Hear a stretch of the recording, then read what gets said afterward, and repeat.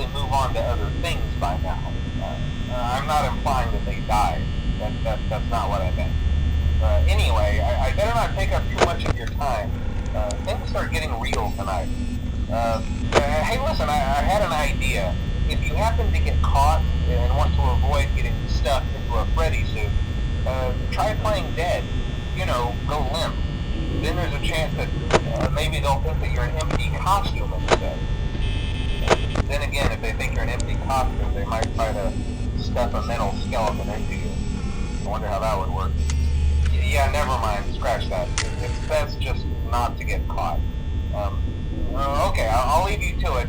See you on the flip side.